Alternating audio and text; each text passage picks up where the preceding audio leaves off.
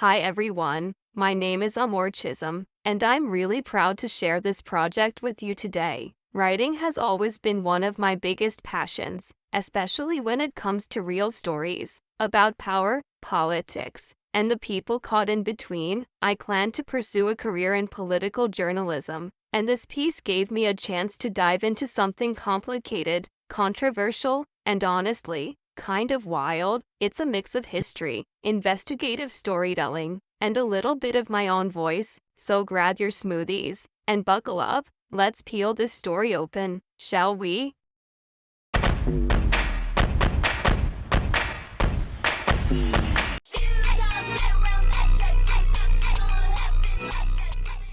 1. Birth of a Banana Empire. It all starts in the late 1800s. Two American businessmen, Miner C. Keith and Captain Lorenzo Baker, smell profit in the humid air of Central America. What do? They plant bananas, lots of them. Keith, our mustachioed mogul, builds railroads in Costa Rica and, surprise, uses them to transport bananas. He teams up with the Boston Fruit Company and boom, in 1899, the United Fruit Company is born. And let me be clear, United Fruit wasn't just selling fruit, they were buying governments. They'd roll up into poor countries like Honduras, Guatemala, and Colombia and say, "Hi, we'll build some roads, maybe a school or two, and in return, we'll take your land, labor, and political sovereignty." Yup, cute logo, not so cute behavior. Now, you might be thinking, okay, so some old businessmen made some sketchy deals in the jungle. Big deal, but it wasn't just business, it was empire building, and the cost? Oh, just a century of instability, corruption, and exploitation.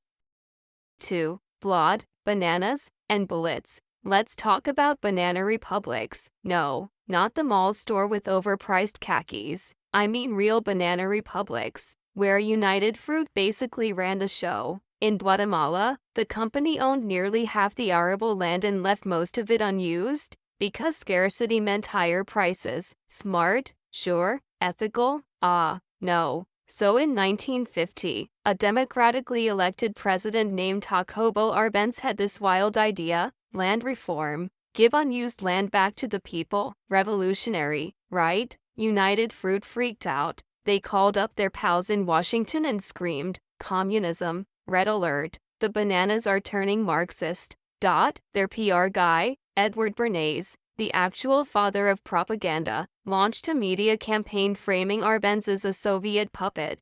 The US government bought it, so in 1954, the CIA launched Operation PB Success. Yes, that's the real name, and overthrew Arbenz. Boom, coup complete, democracy, cancelled. Chiquita, still selling bananas.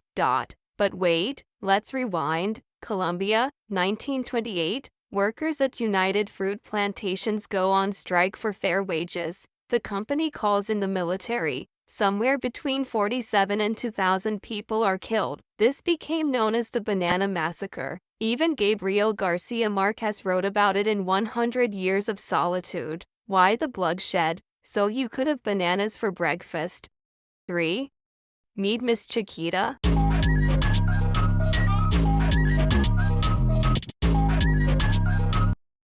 By the 1940s, United Fruit needed a glow-up, so they created a mascot, Miss Chiquita Banana, a sultry, Carmen Miranda-style cartoon with a fruit hat and a jingle so catchy it could hypnotize a coconut. She wasn't just selling fruit, she was selling forgetfulness. By the 1980s, scandals were piling up, and United Fruit was like, okay, let's just not be United Fruit anymore. So they rebranded as Chiquita Brands International. New name, same shady roots.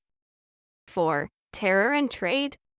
Let's fast forward to the 2000s. Chiquita gets caught doing something not very fruity. Turns out, they paid over $1.7 million to right-wing paramilitary groups in Colombia, literal death squads responsible for murdering union leaders, farmers, and civilians. Chiquita said they were paying for protection. Sounds less like a fruit company, more like a mob boss in a tropical shirt. The U.S. Department of Justice fined them $25 million in 2007, but let's be real, that's like throwing a banana peel at a tank. No executives went to jail, no real reparations, just another day in corporate PR, and the countries affected still struggling. Let's take Honduras. Chiquita was a major force there for over a century. Then in 2009, when President Manuel Zelaya was ousted in a military coup, critics again suspected business interests were involved. 5. Modern Chiquita.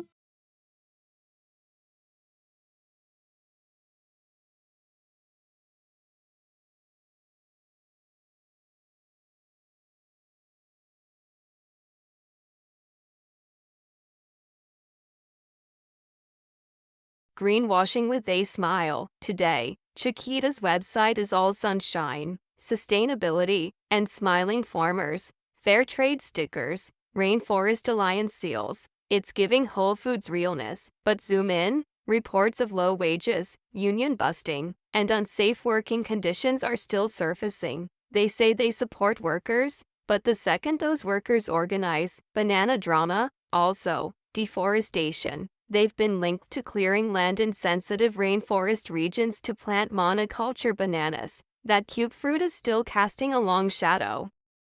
So what's the lesson? That behind every tropical postcard, there might be a bulldozer.